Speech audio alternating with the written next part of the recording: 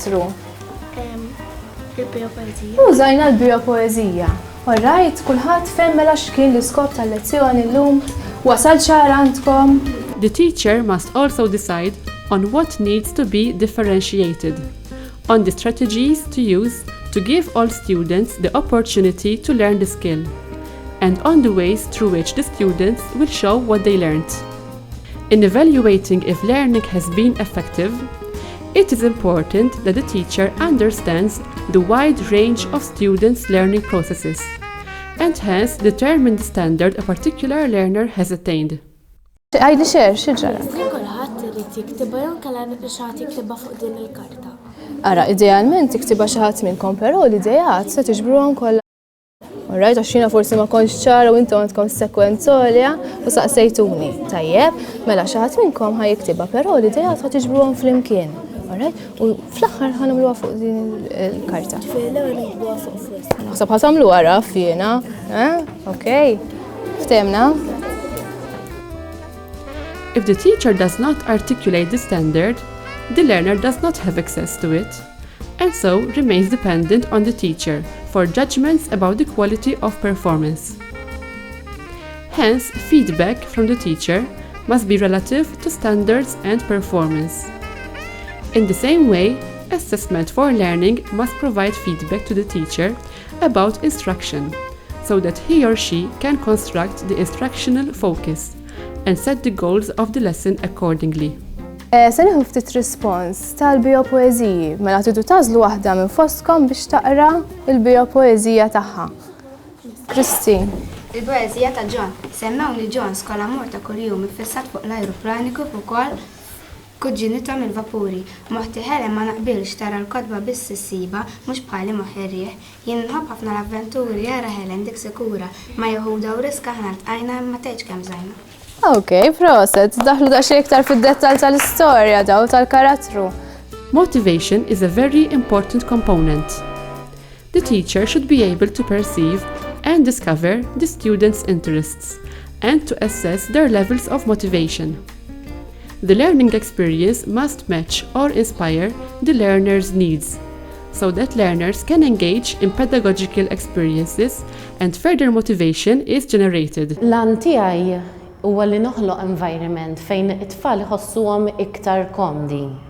Iktar komdi mhux fis-sens li jħossuhom komdi wis u allura they take everything for granted, imma illi jħossuhom komdi illi jippruvaw, illi jaħdmu within their own patterns, dawk il-patterns illi huma diġà komdi bihom illi jaħdmu bihom u li wkoll jippruvaw jaħdmu f'dawk il-patterns li ma tantx huma komdi fihom. Biex bekk inkunu qegħdin nistreċċjaw il-possibiltajiet tagħna to the maximum. Kolli nametti li mhix daqshekk faċli wkoll kull darba li tagħmel lezzjoni tikcaterja għall-istudenti kollha. U kif nafu forsi f'xi lezzjoni ħajkun hemm tifsila li ħatkun iktar prevalenti.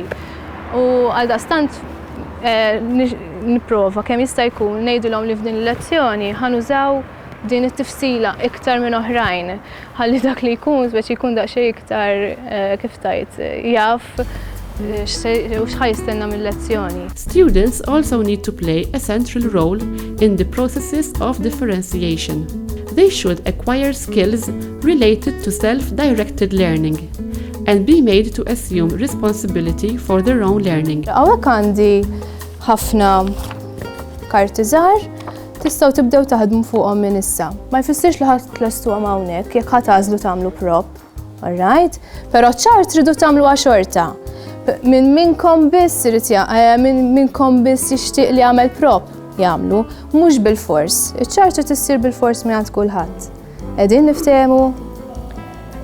Meta tagħmel dan ix-xogħol awtomatikament qed iċċedi r-riedni u tieħhom it-tfal. Issa eżatt kif inti qed iċċedi r-riedni t-tfal qed jieħdu dik ir-responsabbiltà li t-tagħlim tagħhom irdu jieħdu f'idejhom.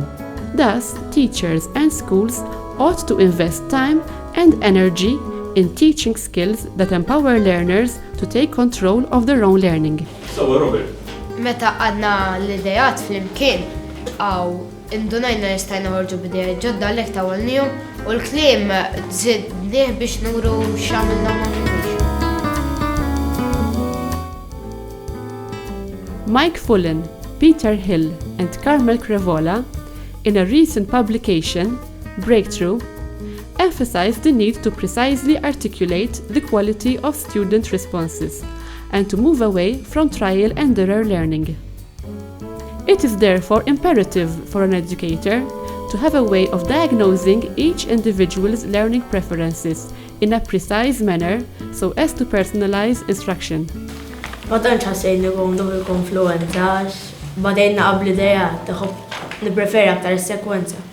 Tippreferi kieku tibda xi ħaġa b'mod sekwenzjali, wix vera, mela inti l-karta suppost għenitek inti biex timxi wara xulxin anki f'dak li qegħdin ngħidu. Wara li aħna anki niddiskutu anki affarijiet relevanti mal-lezzjoni stess, nipprova li huma meta jingħaqshom fil-grupp ikunu jistgħu anki jesprimu lilhom infushom b'idejat tagħhom ħalli huma il-proċess tat-tagħlim ikun iktar validu għalihom u iktar relevanti għalihom stess biex anki it-tagħlim stess ikun interessanti anki ħalli japplikaw anki fil-ħajja ta' kuljum.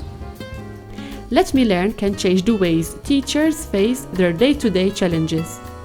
The Learning Connections Inventory is an effective tool to attain precise and current knowledge of one's own learning connections and also of the students' learning preferences. The Learning Connections Inventory helps to determine how a person connects with his or her learning. Through these insights, strategies can be developed specific to the individual's effective use of these learning processes. The individual is taught how to use self-directed or intentional learning successfully with any type of learning task or assessment. The Let Me Learn process respects the pace of the learner and invites teachers and learners to reflect on the learning process. Ħanastu għall-aħħar question. Does having members with different Let Me Learn patterns in the same group help or hinder? Issa kunu onesti. Help or hinder? And why?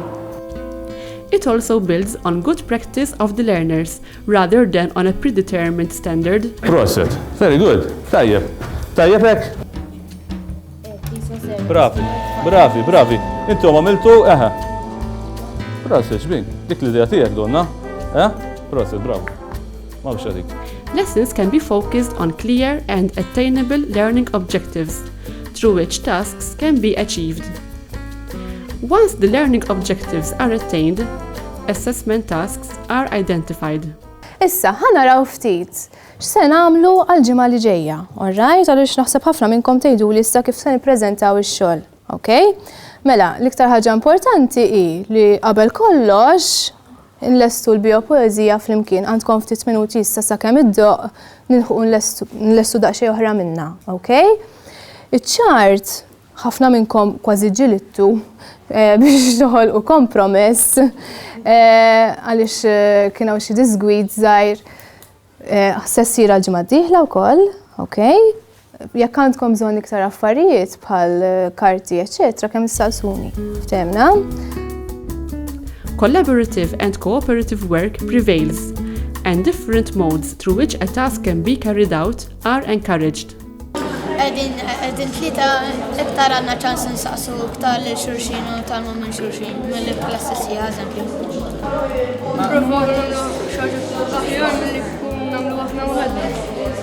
Most importantly, students are encouraged to take control of their own learning. L-iktar ħaġa li nibbaża fuqha hija meta jiġu biex jieħdu deċiżjonijiet. Nipprova kemm jista' jkun noqgħod lura milli niddeċidi għalihom jiena.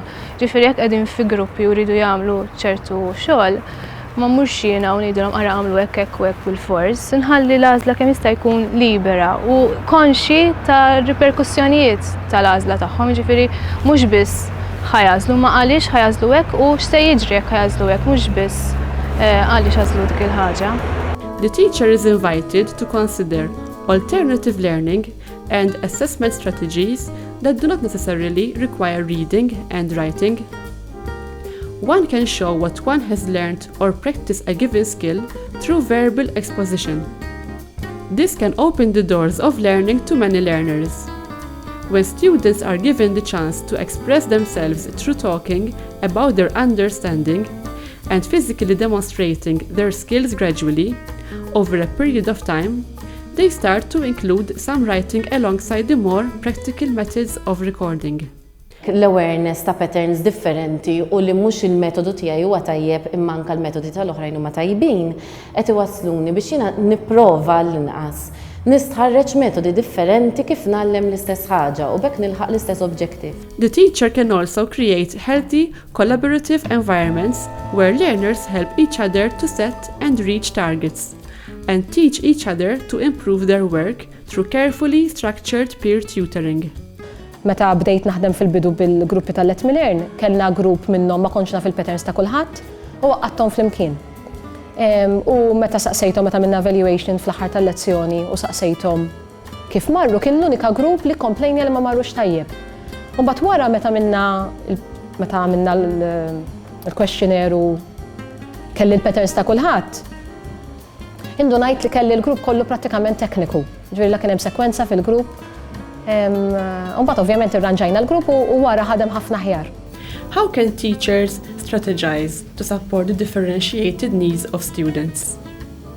The knowledge of the teachers and students' learning connections enables one to understand classroom interactions better. Pupils who have been labeled as inattentive, disruptive, or difficult suddenly become valid students whose learning connections did not fit in the traditional school molds. Studenti li ma jaqblux ma dan il-pattern għandi u sfortunatament sas-sena l-oħra jiena kont persuna li dan il-pattern tradizzjonali kont inħossu li huwa ta' bżonn. Ħafna drabi nħalli li l-constraints tas-syllabus u l-constraints tal-ħin jirgbuni fis-sens ta' paniku li nibda ngħid jekk mhux se nimxu b'dan il-metodu mhux se nleħqu il-syllabus ma ħanista ngħaddu and so on. Illum il-ġurnata qed napprezza illi l-metodu tradizzjonali mhux neċessarjament huwa l-unika wieħed li huwa korrett. When learners understand what kind of learning comes most naturally to them, learners can approach any learning task with more conscious intention and self-awareness. They can also come to learning situations in which a learning pattern that they are not naturally inclined to employ would be useful, and with the help of a teacher, develop greater facility with this pattern. X'taħsbu li ma' patterns iktar li bdejna nużaw waqt li konna qegħdin nitkellmu? Tiftakru dak il-patterns li bdejna fil-bidu u anki tkellimna bihom il-ġimgħa l-oħra. Fil-grupp tagħna qisu ħareġ li ħafna mid-diskussjoni b'dak li rajna użajna il-pattern tal-konfluenza u dik tat-teknika. Kien hawn xi ħadd waqt li konna qegħdin nagħmlu dil biċċa xogħol ma tantx ħassu komdu ma tantx ra li kienet ħatkun tajnuna li juża dawn l-affarijiet. Training in the Let Me Learn process attempts to develop and articulate a vision, plan, and provide resources, assess and monitor progress, provide continuous assistance, and create a context conducive to change. Naħseb l-edukatur illi ma jemminx illi jista' jġib xi forma ta' bidla l-aħjar fil-ħajja tal-istudenti u anke fl-aħħar mill-aħħar anke fil-ħajja tiegħu fil-ħajja tal-iskola, naħseb postu mhux l-iskola. Jien naħseb fuq żewġ livelli, irdu naħdmu fuq il-livell individwali. Jiġifieri li kemm jista' jkun l-allima kollha jħossuhom empowered u jiena l-ewwel wieħed iħossni empowered biżżejjed biex fl-aħħar mill-aħħar nkun ottimist biżżejjed li nemmen li nista' bidla nġibha. U apparti hekk ukoll naħseb irid naħdmu wkoll fuq livell politiku. Meta ngħid fuq livell politiku, fuq livell ta' sistema edukattiva tal-imod illi anke l-inġustizzji li qegħdin isiru fis-sistema edukattiva tagħna li s'issada bbażata fuq mentalità li tipprova tagħżel bejn it-tajbin u l-ħżiena f'kuntest meta nafu illi tfal ma nistgħux naqsmuhom dak il-mod imma rridu iktar niddefinixxu tfal bħala nies li għandhom abbiltajiet differenti iktar mill-nies li għandhom abbilta jew m'għandhomx. Naħseb iktar iġalni naħseb illi fuq livell politiku rridu nġibu din il-bidla biex verament nibdew nirrispettaw it-tfal tagħna. Within the Let Me Learn process, educators are valued as change agents. Alla ħares ma nkomplux nipromovu bidla, l-edukazzjoni tinbidel ħafna, l-bżonnijiet ta' tfal qed jinbidlu ħafna. Fejn naħseb li kun iqaf nagħlem, kikun nieqaf naħseb li ma nistax inġib bidla fit-tfal u fl-edukazzjoni fis-sistema. Naħseb li nieqaf. Fil-sens edukattiv nemmen li jien ma nistax imbiddel il-komunità kollha tal-edukazzjoni, imma nista' nibda mill-post fejn qiegħed jien. Allura l-ewwel biex ngħidlek post fejn nista' nbiddel anki l-atteġġament tiegħi lejn it-tagħlim huwa fil-klassi.